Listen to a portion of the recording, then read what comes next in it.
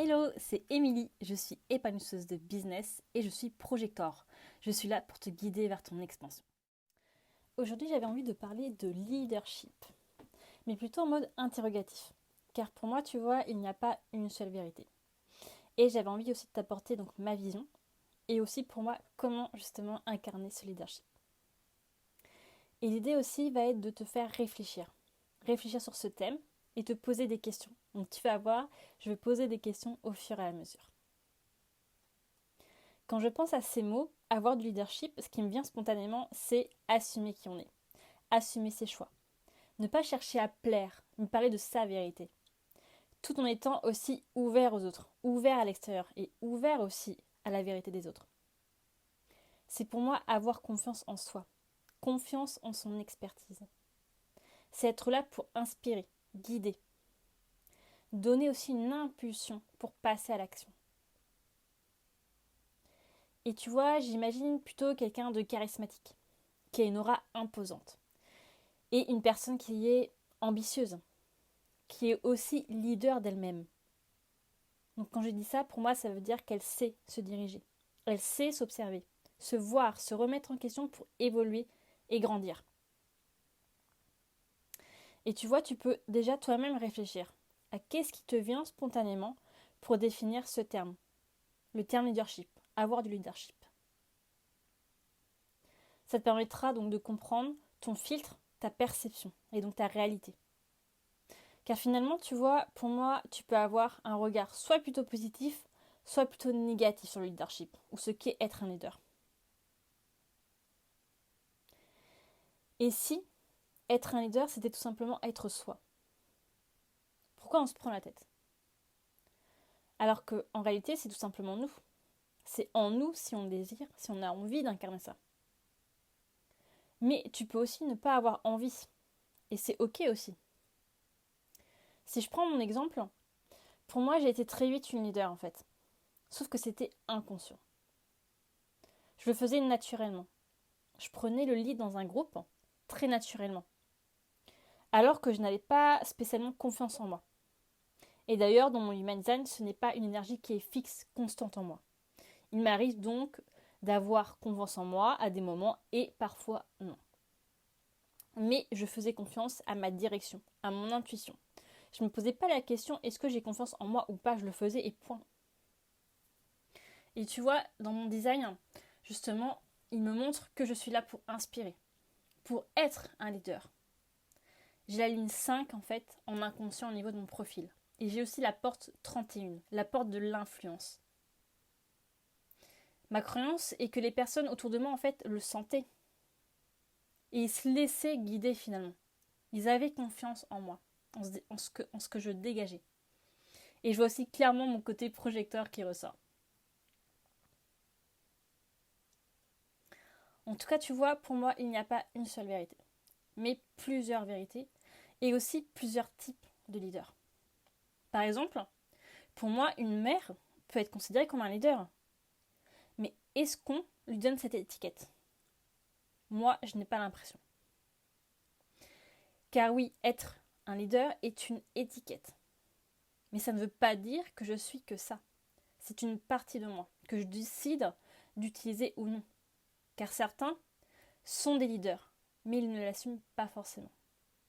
Ça peut être dû à leur parcours de vie, ou tout simplement parce qu'ils ont envie de rester en fait dans leur zone de confort. Et ça, c'est un choix. C'est toujours une question de choix. Qu'est-ce que tu veux toi? Le leadership, pour moi, il peut être perçu finalement comme une façon de vivre, une façon d'être. C'est en nous. On ne fait pas exprès, on l'incarne. C'est comme une aura en fait qui se dégage de nous et qui attire les personnes. Et ces personnes, elles le voient, notre leadership, elles le sentent. C'est pas forcément explicable, tu vois.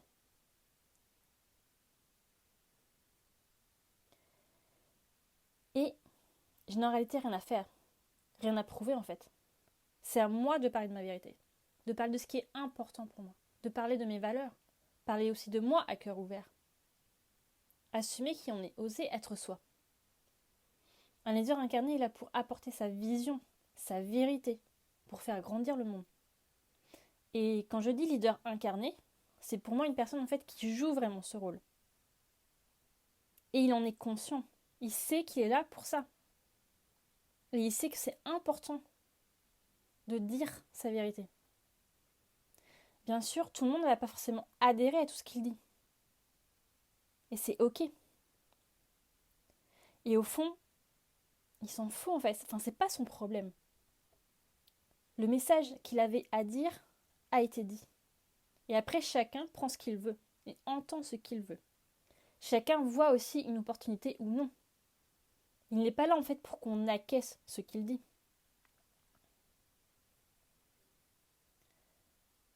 Et je voulais aussi mettre l'accent sur le fait que pour moi, tout le monde n'est pas fait pour être un leader.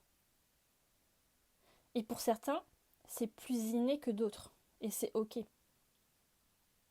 Finalement, qu'est-ce que serait un monde rempli de leaders ? Il y a pour moi en fait des leaders et des suiveurs. Il y a des leaders et des personnes qui le soutiennent, qui lui font confiance. Et c'est grâce à lui que ces personnes-là peuvent grandir, évoluer. Chacun a finalement son rôle. Chacun est un maillon de la chaîne. Et si tu ne veux pas être leader, tu n'as pas besoin de te l'imposer. Toujours reviens à toi. Qu'est-ce qui est juste pour toi ? Tu n'as pas besoin de te forcer. Et on peut aussi le choisir de l'être.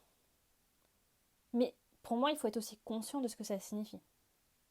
Car pour moi, être un leader n'est pas toujours quelque chose de facile, de confortable. Cela demande potentiellement d'être stable mentalement, stable émotionnellement, pour ne pas se laisser happer par l'extérieur. Ça demande d'être apte à prendre du recul, à avoir une vision globale, à voir les différents côtés d'une pièce, à oser dire sa vérité qui n'est pas celle de tout le monde. Et conscientiser que ce qu'on fait, ce qu'on dit, a un impact sur les gens autour de nous. Et d'ailleurs, pour moi, là, on peut parler ici de leaders de conscience, des leaders qui sont là pour éveiller, pour apporter leur vision. Alors oui, peut-être que certains vont se dire, si je ne suis pas un leader, je ne vais pas réussir dans mon business. Mais ça, c'est une croyance. Ce n'est pas la vérité. Enfin, ça peut être la vérité si tu décides que c'est ta vérité. C'est tout. La réalité, c'est que c'est toi qui choisis ce qui te limite. C'est toi qui choisis ce qui te freine dans ta vie, ce qui te freine dans ton business. C'est toi qui as créé cette croyance et qui as décidé d'y adhérer. Moi, je t'invite plutôt à te poser ces questions. Est-ce que j'ai envie de porter ce rôle ? Est-ce que j'ai envie de l'être ? Tu peux dire non. Tu peux dire oui, mais plus tard. Pour moi, on le sent aussi en nous, quand c'est le bon moment, pour nous de l'incarner pleinement. On sent que c'est le moment d'apporter notre couleur au monde, d'apporter notre voix.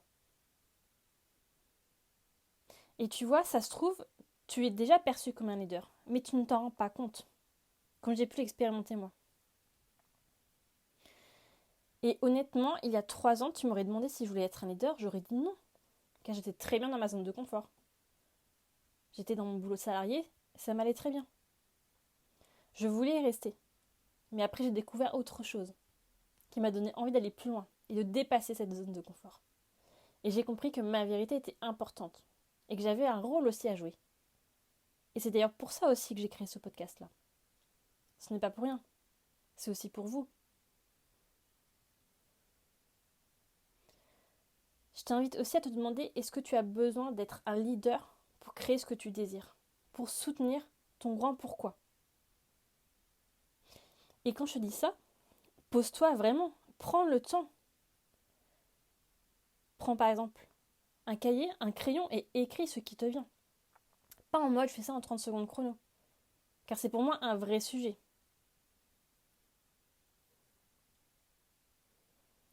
Et je voulais finir par t'apporter ma réponse, ma vérité à cette question. Est-ce que tu dois être un ou une leader pour réussir dans ton business ? Pour moi, que tu incarnes ce rôle de leader ou non, ça ne veut rien dire à propos de toi. Ne pas être un leader ne veut pas dire que tu feras moins de choses ou que tu seras limité dans ce que tu veux faire dans ta vie.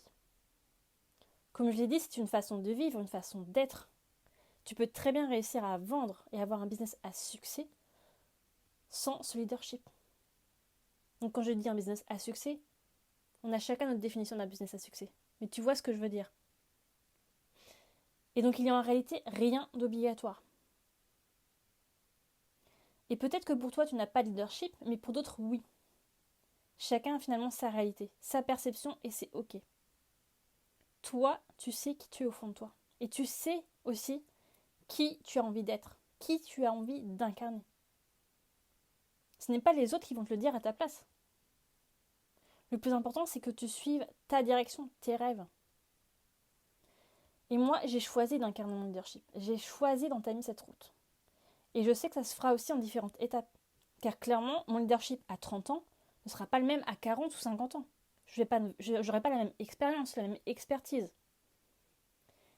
Mais je ne vais pas chercher à me dire je dois être un leader.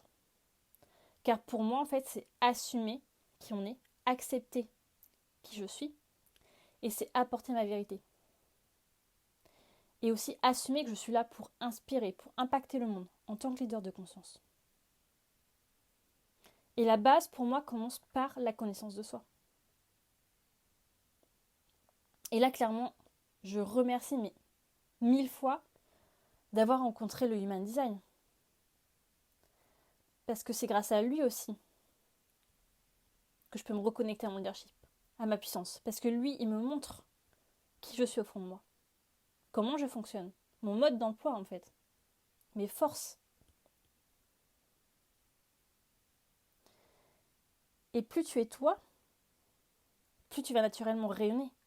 Plus tu vas attirer des personnes dans la facilité, dans la fluidité dans ton business. Tu n'as en réalité rien à faire, mais à être et à incarner la femme que tu es au fond de toi. On a souvent tendance à vouloir faire. Et on se demande, mais comment On se complique la vie en fait, alors que ça peut être très simple. Et ensuite, c'est à toi aussi d'oser montrer cette lumière. Ne reste pas caché dans ta grotte.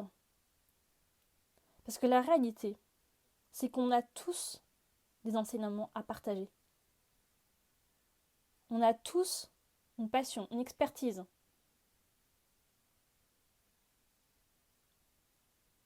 Mais après, c'est toi qui choisis ou non de le partager.